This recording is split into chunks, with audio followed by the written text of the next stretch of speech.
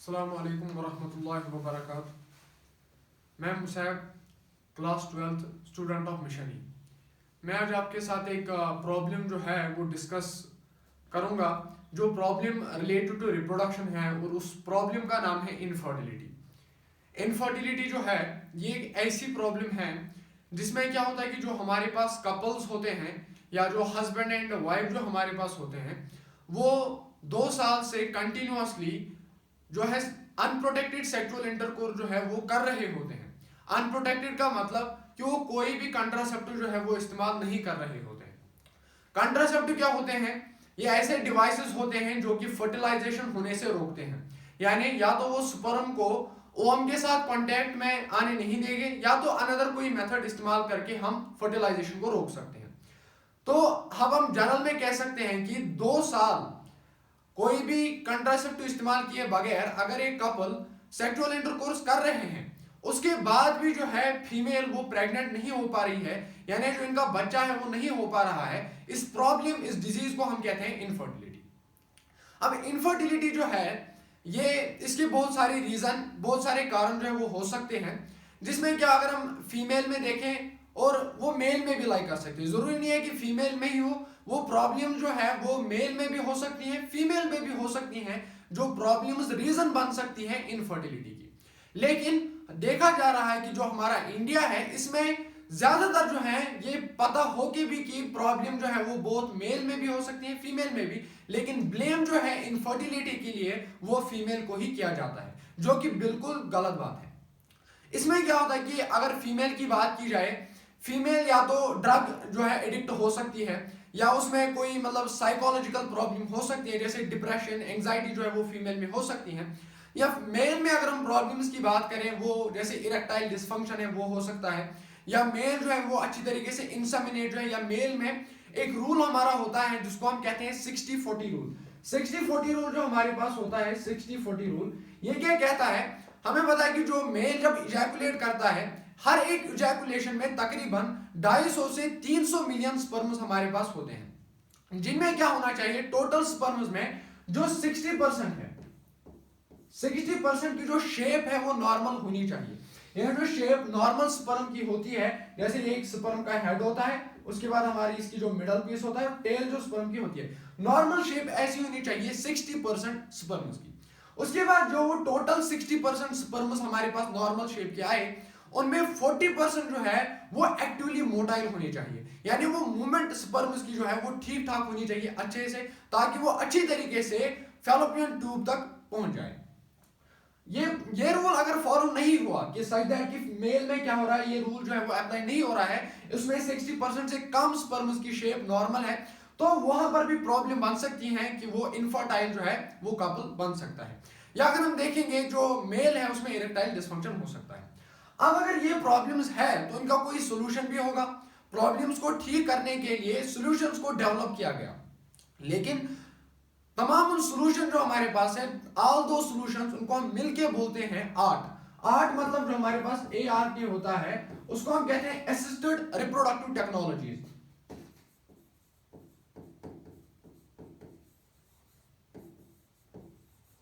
Assisted reproductive technology. इन assistive reproductive technology जो है ये अलग अलग तरीके की हो सकती है, डिपेंडिंग अपॉन कि प्रॉब्लम किस में लाई करती है, क्या मेल में है क्या फीमेल में है, या प्रॉब्लम अगर मेल में है तो किस तरीके की प्रॉब्लम है, प्रॉब्लम अगर फीमेल में है तो किस तरीके की प्रॉब्लम है। डिपेंडिंग अपॉन उसी पे डिपेंड करता है कि हम कौन सी असिस्टेड रिप्रोडक्टिव टेक्नोलॉजी को इस्तेमाल करेंगे। पहली जो असिस्टेड रिप्रोडक्टिव टेक्नोलॉजी है वो है हमारे पास, उसको हम कहते हैं IVF। IVF का मतलब होता है इन वाइट्रो फर्टिलाइजेशन।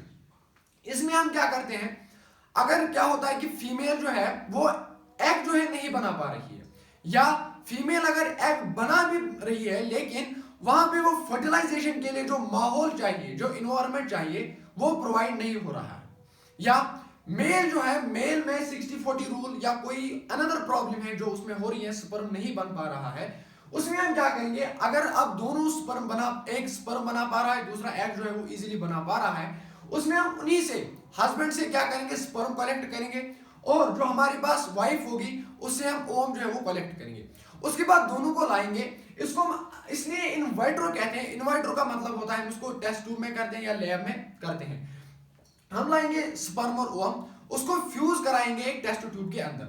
उसके बाद हम कुछ टाइम देखेंगे और हमें पता है कि जब स्पर्म जो है ये जब फ्यूज हो जाता है ओवा के साथ, उस प्रोसेस को हम कहते हैं फर्टिलाइजेशन। यानी अब हमारे पास फर्टिलाइजेशन हो जाएगी। फर्टिलाइजेशन से क्या होगा, अगर हम इसको देखेंगे,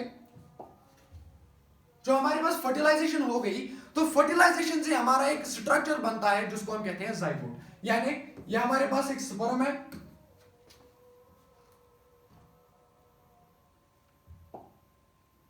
ये हमारे पास एक स्पर्म है,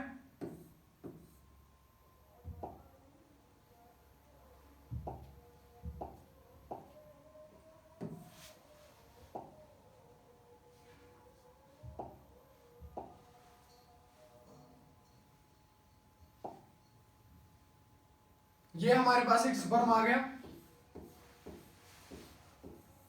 इस स्पर्म को ये जब ओवा के साथ फर्टिलाइज होगा तो हमारा इन दोनों को मिला के एक स्ट्रक्चर बनता है जिसको हम कहते हैं जाइगोट।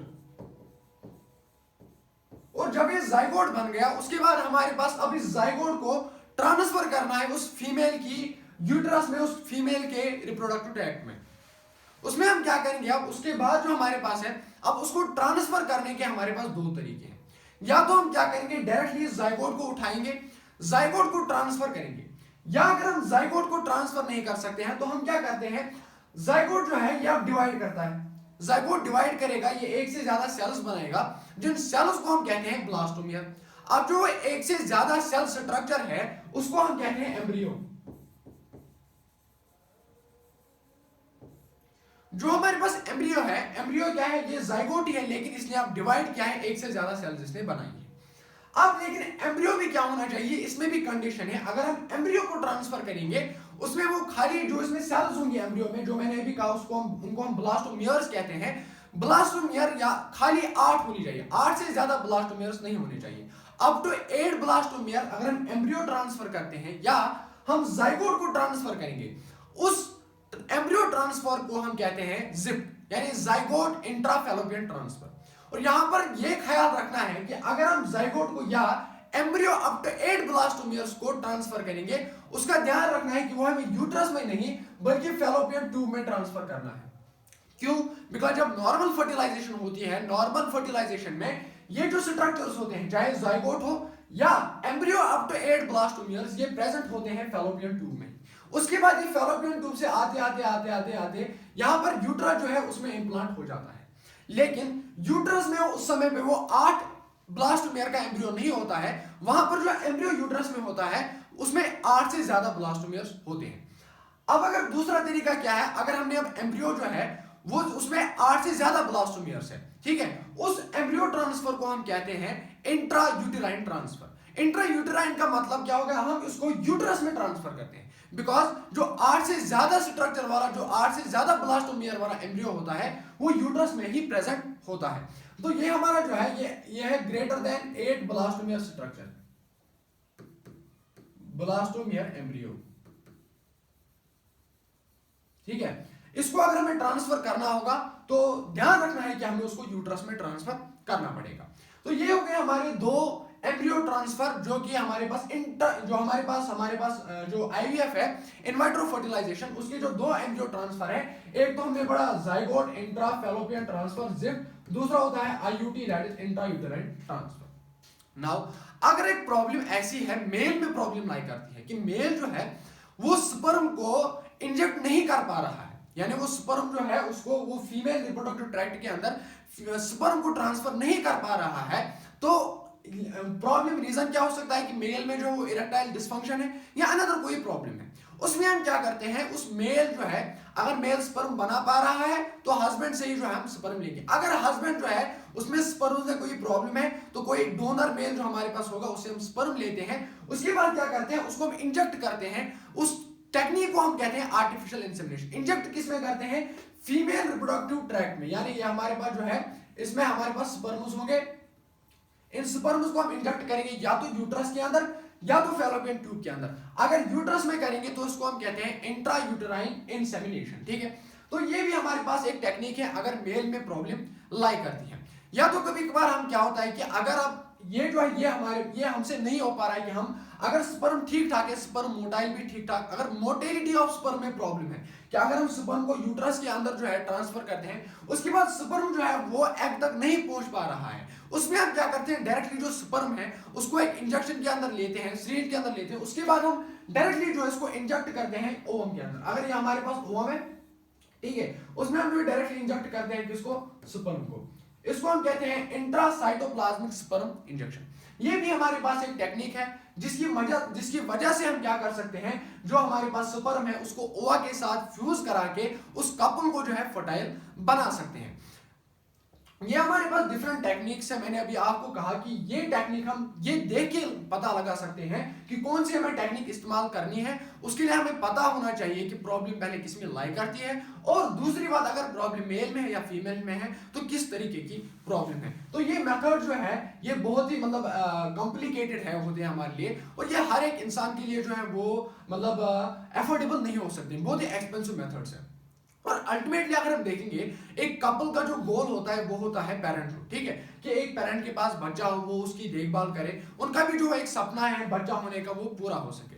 और इससे अगर कोई कपल जो है जिनके लिए अफोर्डेबल नहीं है, ये हम सब जानते हैं कि हमारी सोसाइटी में बहुत से हमारे पास जो ऑर्फन्स होते हैं वो प्रेजेंट होते हैं, ठीक है। ऑर्फन जो है, इससे बेहतर है कि हम उन्हीं ऑर्फन्स को जो है वो लीगली अडॉप्ट करें और उनको जो है उनकी देखभाल करके जो है एक उनको हम अपना जो हमारे पास पेरेंटहुड का जो सपना होता है एक कपल के पास वो पूरा हो सके। तो उम्मीद है कि आपको ये समझ आया होगा कि डिफरेंट जो हमारे पास टेक्निक्स है। तो बाकी